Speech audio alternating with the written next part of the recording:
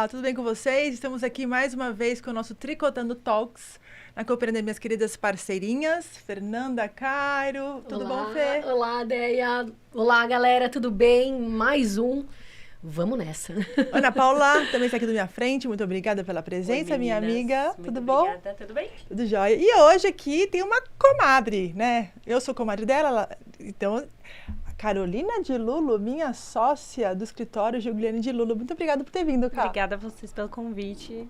Boa tarde, meninas. Boa tarde.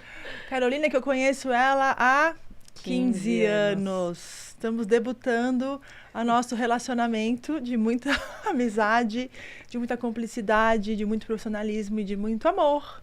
E eu chamei aqui a Carol justamente para conversar com a gente, porque eu acredito que essa relação que a gente criou é uma relação que pode ser de exemplo para muitas pessoas que estão assim procurando na vida do empreendedorismo uma parceira, um parceiro, um sócio de verdade, que vista a camisa, que faça as coisas acontecerem como se fosse dono. Então a Carol está comigo nesse período todo. Ela não virou sócia por acaso, né? Foram muitas oportunidades, muita meritocracia.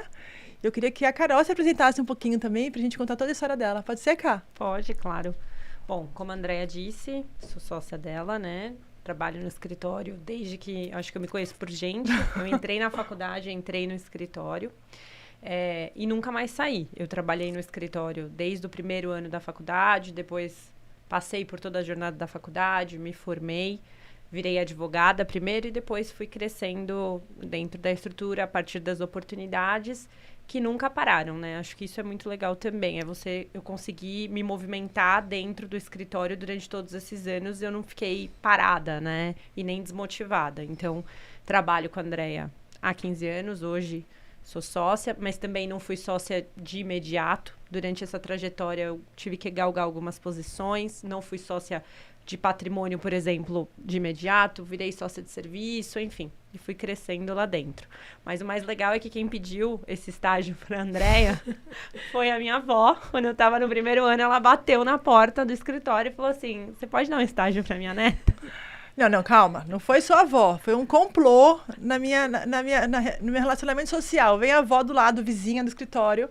Eu falei, nossa, eu vou ficar mal com a vizinha se não, né, não der um emprego pra neta. E aí no clube, que eu jogava tênis, o tio dela também jogava tênis e ficava lá pedindo pro meu pai, olha, vai lá com a minha sobrinha, ela é super esforçada. Eu falei, gente, eu vou ficar ou com a vizinha ou no clube. Então, por favor, vem aqui, vai, deixa eu entender quem é essa pessoa.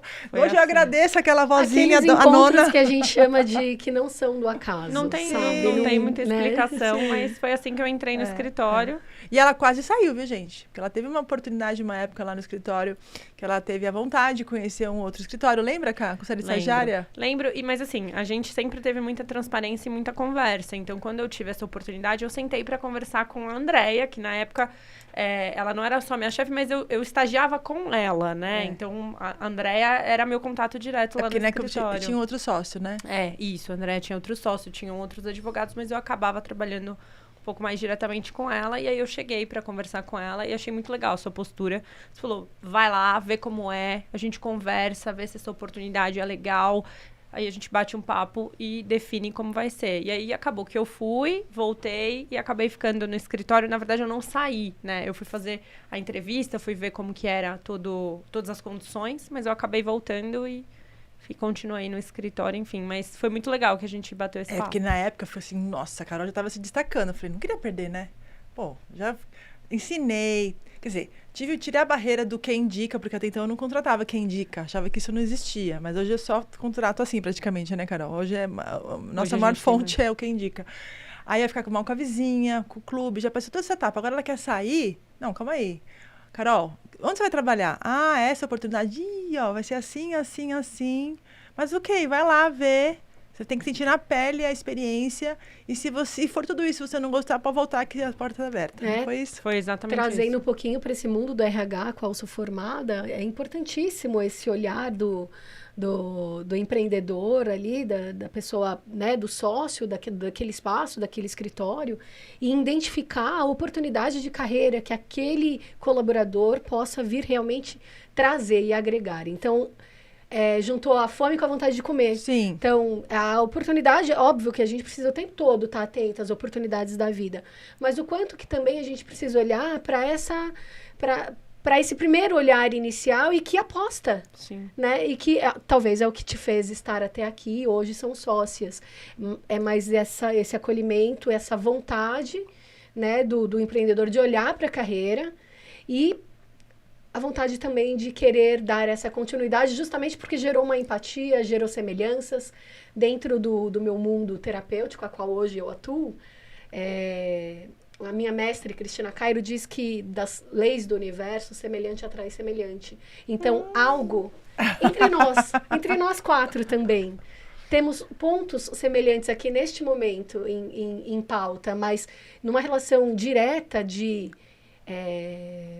aprendiz. Hoje em dia, né, tem as etapas, menor aprendiz, depois você entra como estagiário, trainee, e aí vai indo, vai galgando. Foi se construindo essa relação, Sim, né? Foi se exatamente. lapidando. Então, Posso dizer que, inicialmente, a Carol era uma extensão da Andrea, né? Hoje, cada uma com a sua situação, mas inicialmente teve esse toque. Então, até trabalham iguais, pensam mais ou menos, né? A gente, às vezes, a conexão era tão grande, né, Cá? Que a gente chegava no escritório com a mesma roupa. Quando a gente foi pro escritório pra reunião, aí a gente se apelida. Ela falava que ela era mini-mi. Incrível. Agora já passou a mini-mi. Mas já inicialmente, teve umas 3 ou 4 vezes que a gente chegou no escritório e ia pra reunião, a gente se olhou e falou, putz... Ainda bem que ela morava do lado, ela ia pra casa dela e trocava de roupa. Carol, falando agora, a Andrea é mentora, porque a gente está com um projeto de cuidar de outras mulheres empreendedoras que estão começando, então imagina que essas outras mulheres são a Carol, neta da vizinha. Então tá chegando agora, e aí pra mulher que tá lá em casa pensando, será que a Andrea é uma boa mentora? Onde será que eu vou chegar se eu seguir Ana os Paula, passos da essa Andrea? pergunta não foi combinada.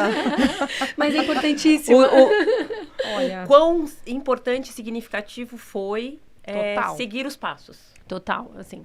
Eu conheci várias fases também da Andrea enquanto empreendedora e eu passei por vários estágios do que a Andrea tinha de sociedade, líder empreendedora sozinha. Então, eu acompanhei também muito da evolução da Andrea. A Andrea, ela é uma empreendedora nata, ela tem isso, né, muito na veia dela, é uma pessoa de muita força, ela é uma pessoa muito exigente, mas ela tem um nível de exigência que faz você... que te desafia a querer fazer mais e movimentar para ir além.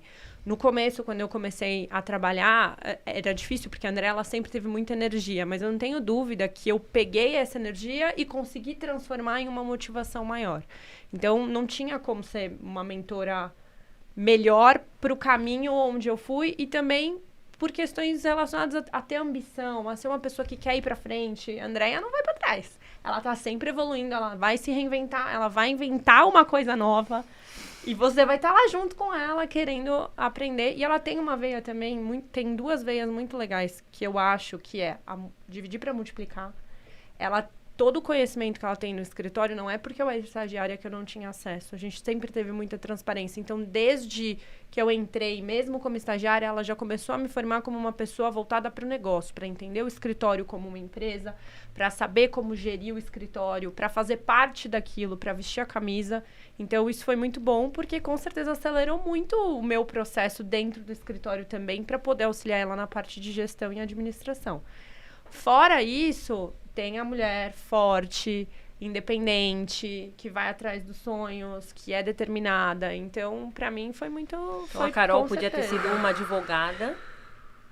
Podia. A Carol poderia ter entrado no escritório. Como acontece muito. Acho que, assim, Verdade. Uma questão que a gente também tem que entender é que as coisas não acontecem do dia pra noite. Então, muitas pessoas que me veem no escritório, olham pra minha idade, acham que vão entrar e vão conseguir... Já vou virar sócia. Esse é um problema até, lembra? Tem gente no escritório que falava assim, nossa, mas a Carol é novinha, ela já tá assim, então é fácil. Fácil não, calma lá, não é assim, nada nessa vida é fácil. E você tem que também tem que ter a meritocracia, o seu mérito próprio, porque tudo que a Carol falou, muito obrigada, linda, fiquei até emocionadinha, mas Mas também tudo isso que ela falou é mérito dela, porque eu só investi o meu tempo, que é valioso, em alguém que eu achava que Se fez por respondia. merecer, né? É igual uma porrada, boxe. Você bate, a outra dá e vai, e vamos juntos, entendeu? Parceria frescobol. Vamos jogar bolinha na mão da outra, porque a outra vai devolver melhor, a gente vai crescendo, o jogo vai ficando mais interessante. Então, isso muito do mérito da Carol, mas nem todo mundo é assim, né, Cá? Isso é uma coisa que também foi um problema pra gente num determinado período, porque a gente queria formar pessoas que passassem por um processo similar e que pudessem futuramente ter a mesma oportunidade, mas as pessoas começaram a querer cortar um pouco o caminho por achar que, como eu era nova, não enxergar que, assim, tudo bem, eu sou nova, mas eu entrei aqui com 17 anos. Eu comecei a trabalhar com a Andréa logo que eu entrei na faculdade.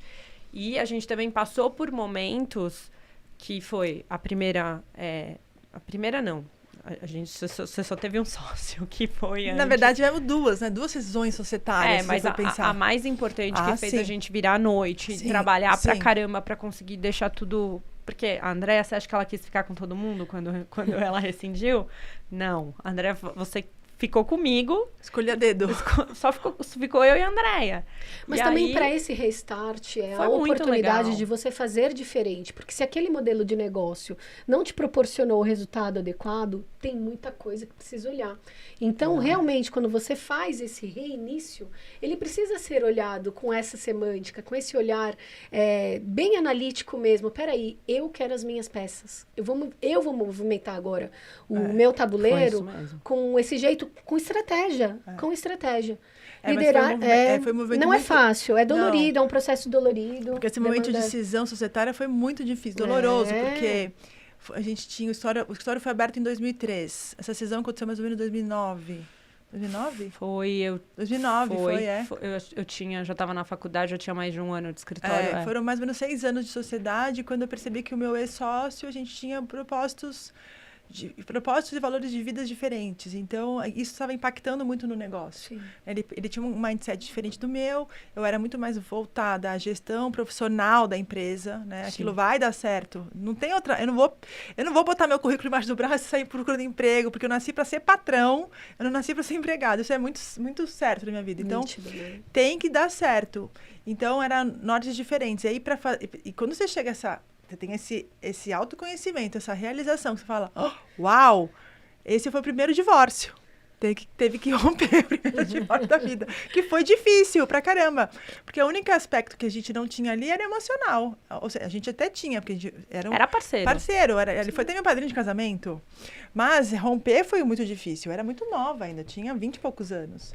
Então, você assumir uma história de advocacia, que já estava lá com 6 anos de andamento, com clientes, com funcionários, pessoas que dependem de você, que não pode falar, não, vou fechar a porta, acabou, deu errado, não. E eu mesma, meu próprio, tinha acabado de casar, tinha 2 anos de casada, então, assim, enfim. E ela participou de tudo isso. E ela ficou, desde essa leva, você e a Érica. Sim, a Érica tá com a gente até hoje, trabalha no administrativo do escritório. Percebe que voltamos então naquela observação inicial sobre semelhante atrai semelhante. Num negócio onde ele é remodelado, as pessoas realmente que ficam são aquelas que se assemelham com a energia, com o propósito do que aquela demanda pede. Né?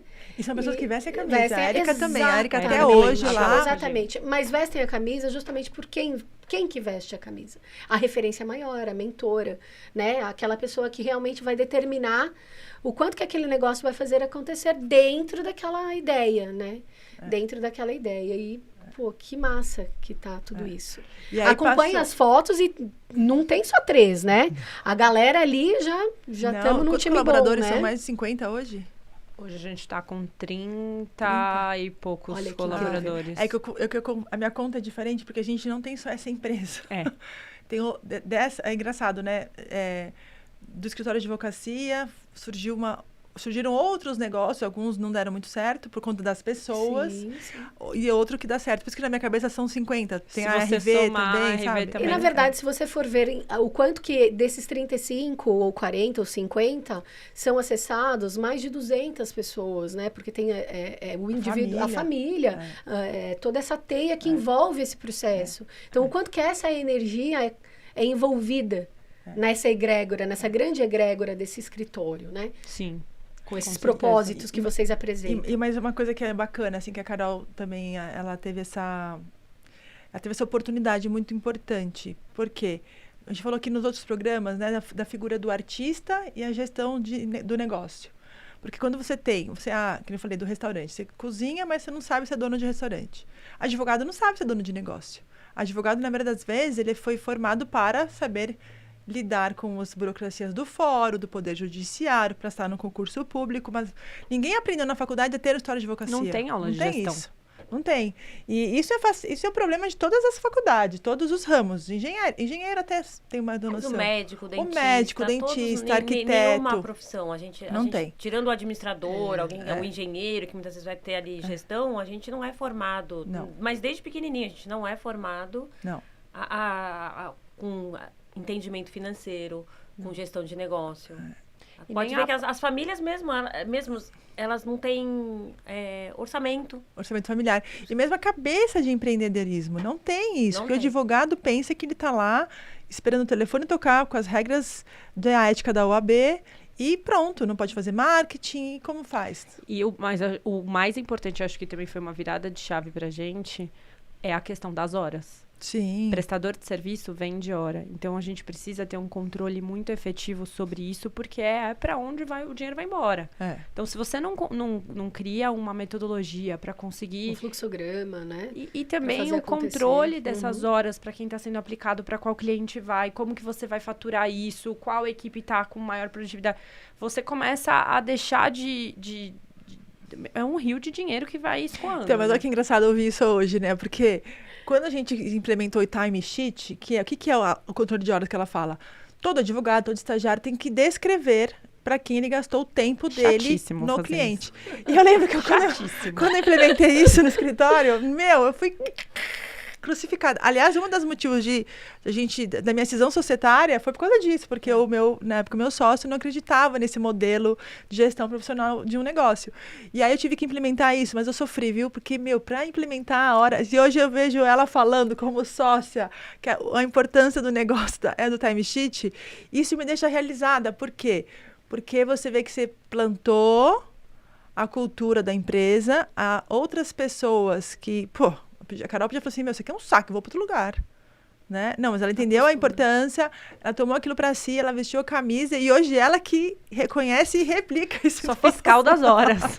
Isso é uma coisa que eu olho regularmente, mas é isso mesmo que você falou. A gente instituiu isso como uma cultura, mas o mais importante, a gente eu entendo por que isso é importante e eu replico isso dentro da estrutura. Então, todo mundo que está lá sabe por que isso é um trabalho importante. Vamos aproveitar esse gancho, né? Porque as pessoas estão aqui e vão utilizar todas as nossas falas como oportunidades. Então, fala para mim a importância do escritório que lida com todas essas práticas, de como é não ter esse trabalho implantado e como faz o antes e o depois, vamos assim dizer. Quando você instaura uma gestão um pouco mais aplicada dentro de um escritório de advocacia, você começa a enxergar algumas métricas que estão relacionadas a como você vai formatar seu preço, por exemplo, ou se aquele cliente, você paga para trabalhar ou você tem uma lucratividade ou, enfim, uma rentabilidade com aquilo que você está aplicando. Então, todos os prestadores de serviço, na minha visão, precisam de alguma forma ter uma métrica para medir quanto tempo eles estão aplicando para determinados clientes ou para determinadas atividades. Porque é a partir daí que a gente vai conseguir controlar uma série de coisas, como o cliente, se o cliente vale a pena ou não. Às vezes, e isso a gente percebe muito no escritório, tem um cliente que está dando muito trabalho e ele paga uma boa grana. Mas quando você vai olhar para tudo que o escritório está entregando para ele, a conta às vezes não vai fechar. Porque pode ser um volume de dinheiro alto, só que o trabalho que está sendo... Exato. Né? É diferente de você vender a mercadoria que você vai produzir e vai entregar. Né? O serviço não. O serviço, ele também vai crescer de acordo com a quantidade de pessoas que você vai precisar aplicar. Então, quanto mais produtiva a sua equipe, quanto mais eficiente a sua equipe, quanto mais controlada as horas e quanto mais acertado o seu preço está, melhor vai ser o seu resultado no final do mês. Você tem como, inclusive, cobrar, né? Sim, isso está diretamente relacionado com a precificação. Porque hoje a gente faz a precificação do escritório com base nas horas que cada profissional consegue vender. Exato. Perfeito. E a gente também toma decisões em relação a headcount, quantas pessoas vai contratar, se a equipe está inflada ou não, com base na quantidade de horas que está sendo Isso já é muito utilizado. utilizado aqui, mas é um modelo de negócio vindo de fora, né? Porque é por hora trabalhada, né?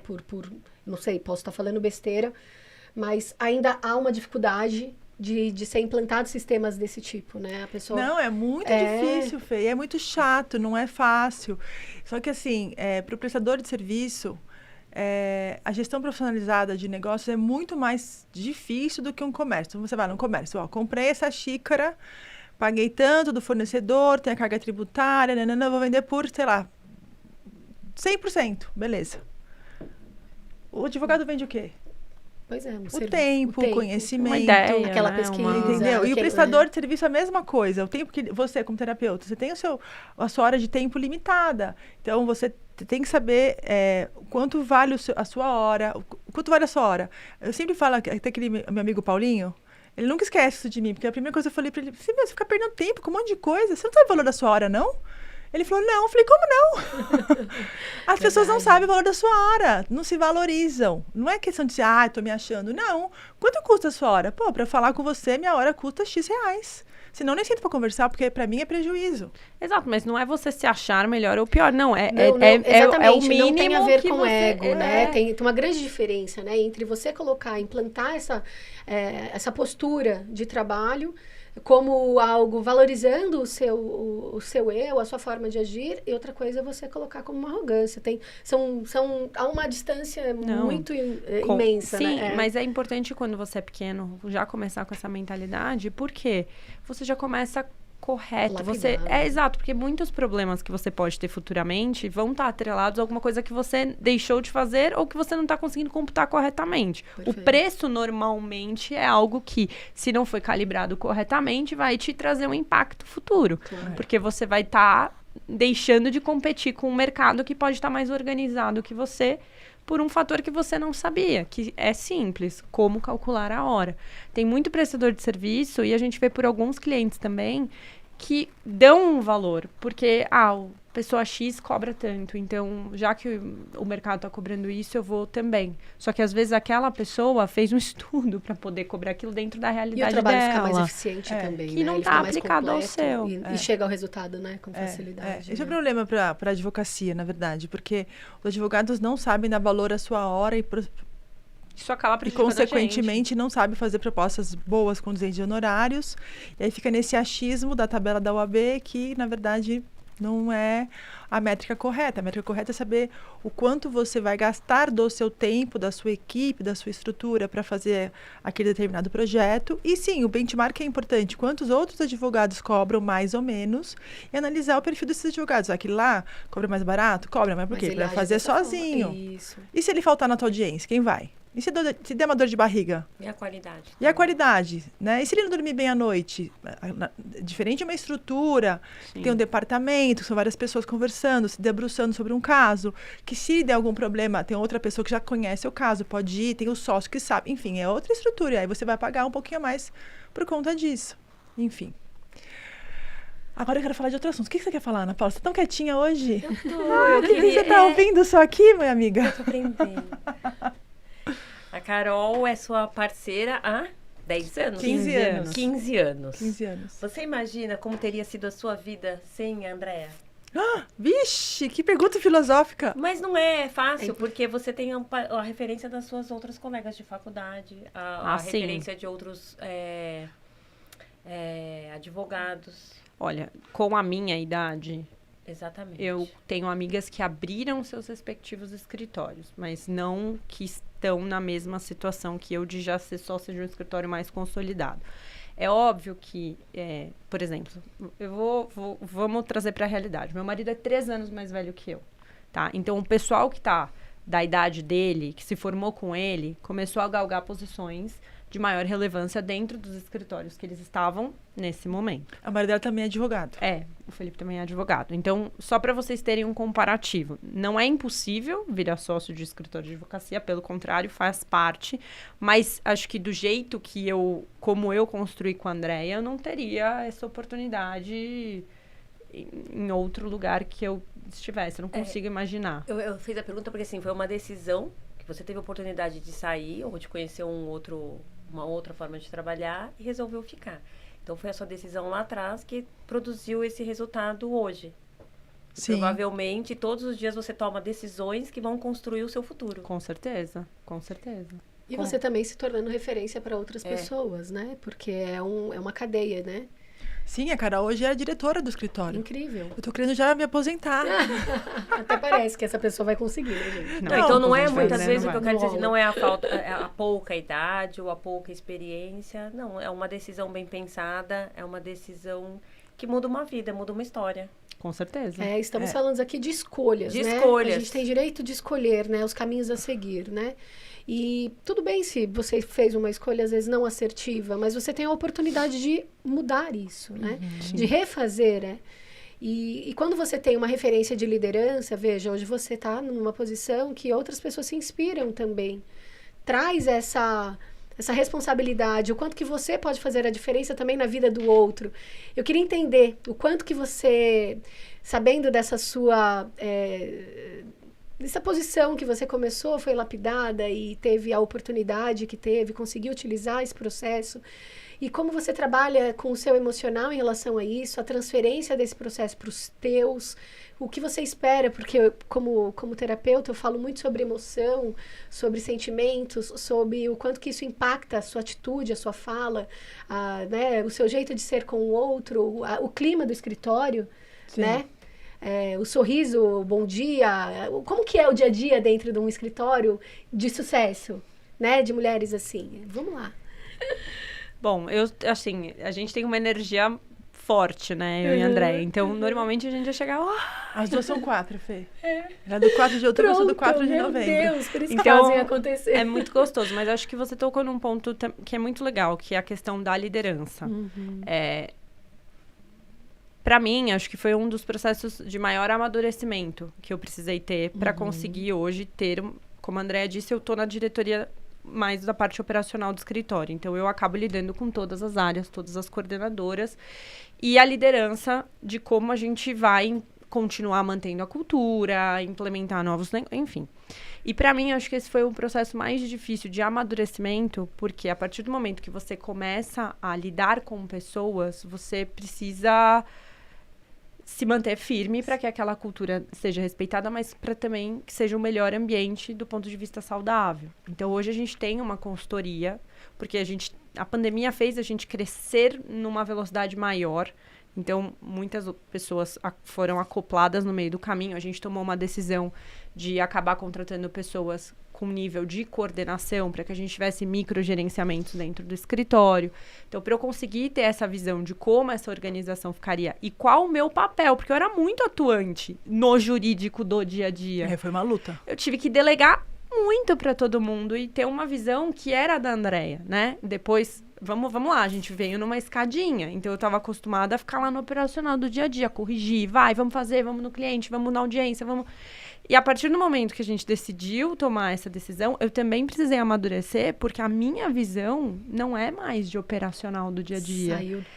Migrou para o estratégico. E delegar é difícil. Sim. Porque delegar faz você sair de algo que você achava que você era muito importante. E aí você começa a ver... Mas... Aqueles conflitos da gestão da mudança, né? Dentro do recursos humanos tem essa coisa de como lidar com a mudança. A mudança, a primeira coisa, ela te tira da zona de conforto. Total. Sair da zona de conforto gera medo, insegurança, trauma, bloqueios. Você se coloca em xeque. Você fala, opa, peraí, eu vou ter que fazer algo novo? Será que eu sou capaz? Aí você passa um filme na sua cabeça daquilo que você faz com os olhos fechados, né? Naturalmente, Que né? ela é boa, né? Que ela é que boa ela faz pro desconhecido.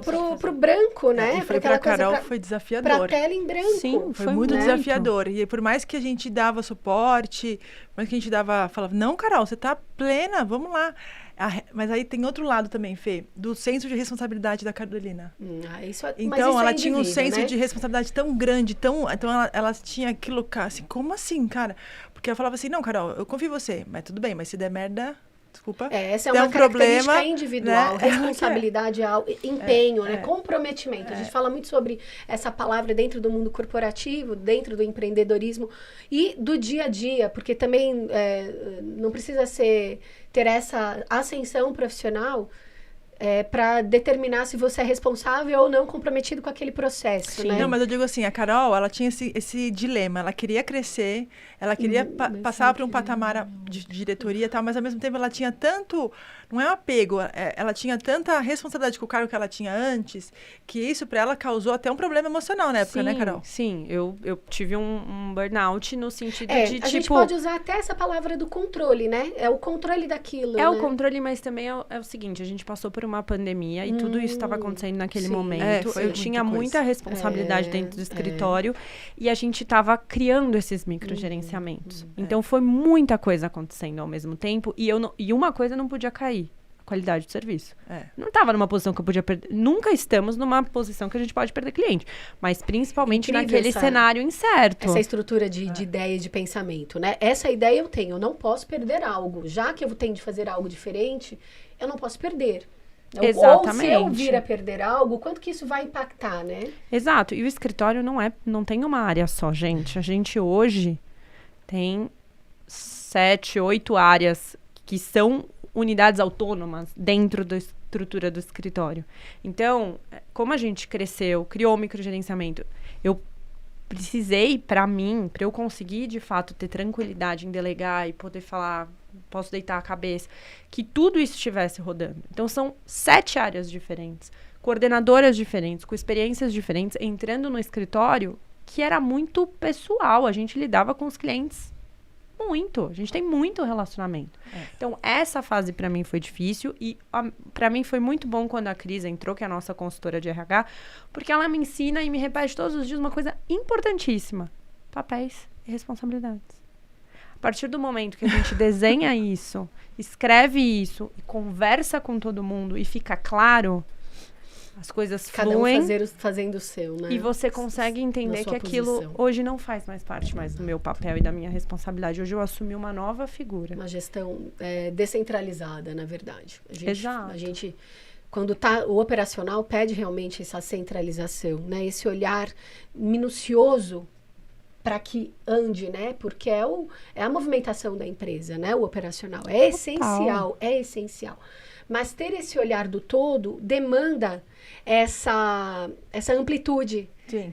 Demanda. E que incrível. Então... Mas sempre no valor, Fê, que a gente tem muito forte a história do dividir para multiplicar. Foi porque você, primeira coisa que você falou, porque não adianta, o escritório não chegaria onde está hoje se eu tivesse tudo representado em mim. Sim. Né? Ou eu faço tudo... Quem estaria fazendo as petições se eu estou aqui no podcast hoje? Eu também estou aqui no podcast então, hoje. É uma visão global que a gente tem dentro do escritório. Não adianta você centralizar. Eu falo, a arte de delegar é uma das coisas mais importantes para o crescimento de uma empresa. Sim. Quando você represa tudo, não tem como crescer, porque a nossa hora é limitada. Sim, e não tem mesmo como crescer, porque você tá... E faz parte do crescimento você delegar. Não tem como você crescer se você não delegar. Também, uma coisa que eu tinha na minha cabeça e que eu acho que muitas pessoas que são centralizadoras têm, é a visão de deixar de ser relevante. Deixar de ser importante para aquela organização, porque alguém vai estar desempenhando algum papel.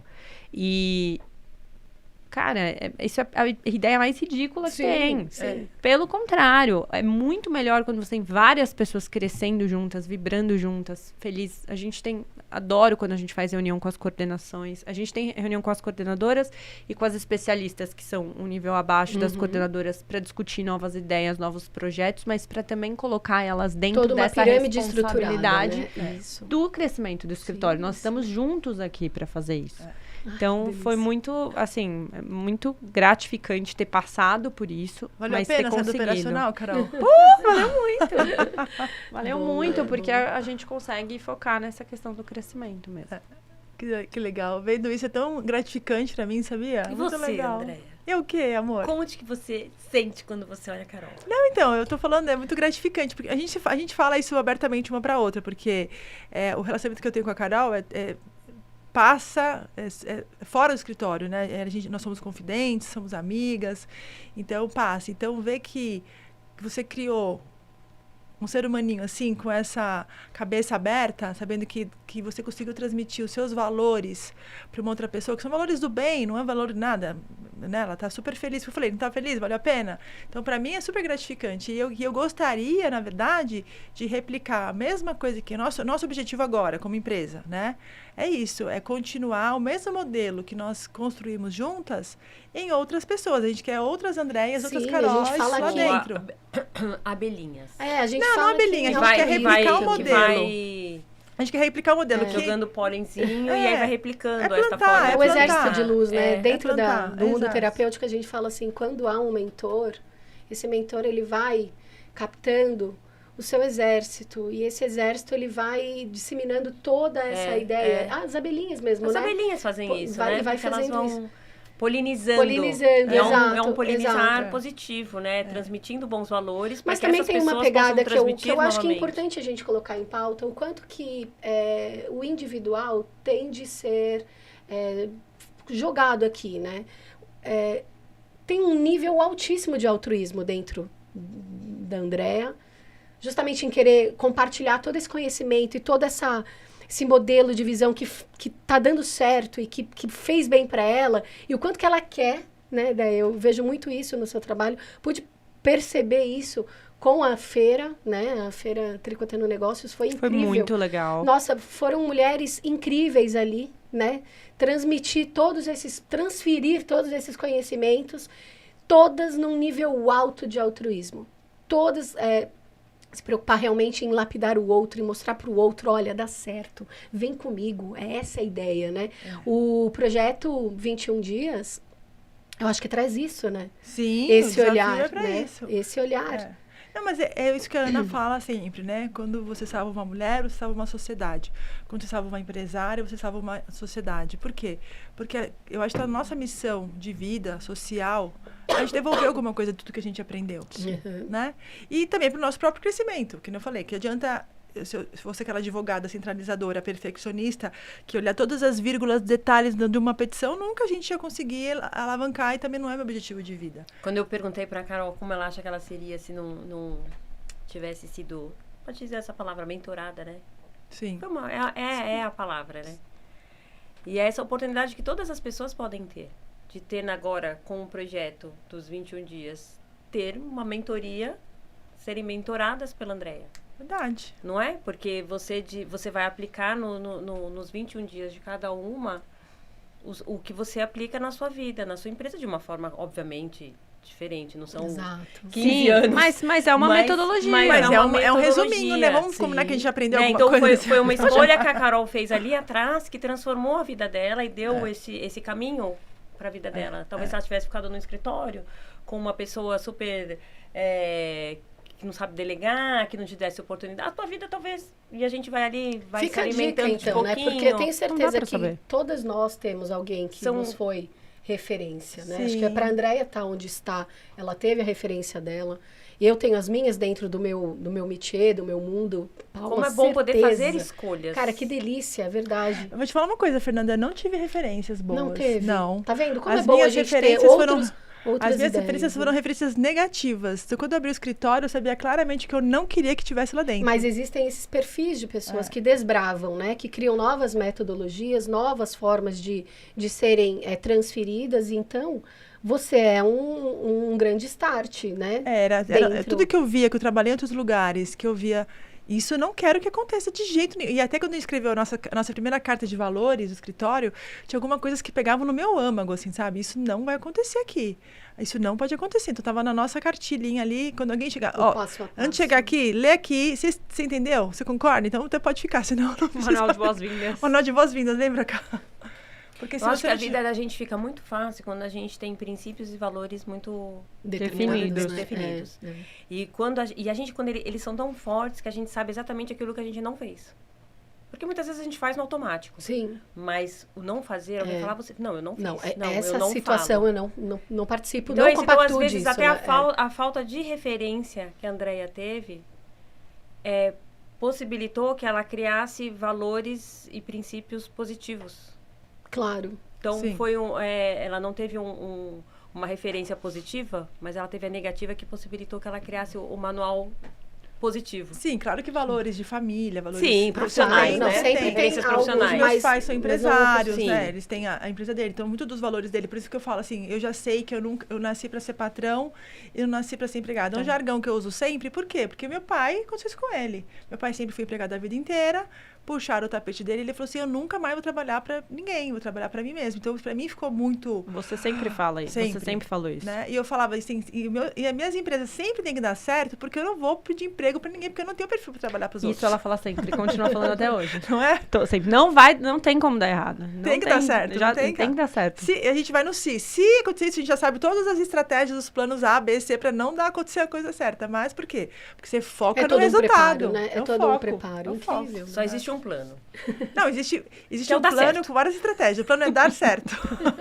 Qual tempo, com qual métrica, tá tudo certo. Vamos embora. É isso aí. Incrível. Muito bom. Ai, gente, que delícia ficar falando com vocês. Mas tá acabando o nosso tempo. Já acabou de novo, Carol, Ana. Já mesmo? Ai, gente, olha só. Já falamos 40 minutos, gente. Passa muito rápido, Muito né, rápido, Carol? né? Que Muito delícia. legal. Uma mensagem para as pessoas que estão aqui, que vão assistir, estão buscando ideias.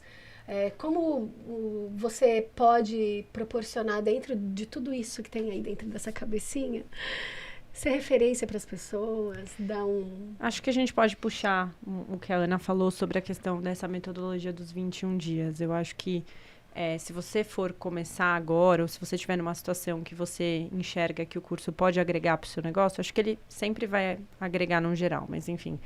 É muito legal ver uma metodologia que foi criada por uma pessoa que ficou tantos anos dentro do empreendedorismo e que tem bagagem para conseguir construir isso. Vai ajudar muito e, assim, tudo que eu aprendi em 15 anos, vocês vão receber provavelmente isso dentro desses 21 dias e com certeza vai ter muito valor para que vocês possam estruturar as empresas de vocês e seguirem aí com mais tranquilidade. Carol é o case de sucesso. Gente, Uau! incrível. Adorei. Esse merchan valeu 10 mil reais. Já Muito, né?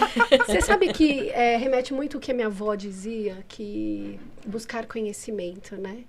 Podem te tirar tudo, menos aquilo que você, de fato, trouxe para dentro. Então, fazer um curso, se especializar, buscar... Isso não pode morrer, isso tem que... Exato. Melhora constante. Não te tiram, fica Eu aqui. é o PDCA, roda o PDCA. Roda. Que delícia. A ideia é fantástica. Gente, mas a Ana falou incrível. uma coisa importante também, gente. A questão das decisões. Né? Então, assim, vou te desafiar aqui, tomar decisões certas na sua vida.